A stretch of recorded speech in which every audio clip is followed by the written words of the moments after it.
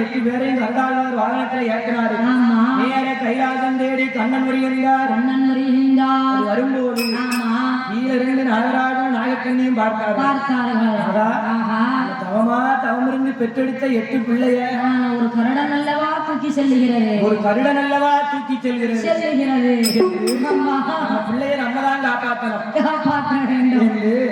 அந்த நாகராஜன் நாகக்கண்ணியும் மனதிலே நினைத்து பின்னாலே பறந்தார்கள். நம்ம நாகராஜன் நாகக்கண்ணியும் எப்படி வாரார் எப்படி வருகின்றார். முன்பாரக்க முன்பார்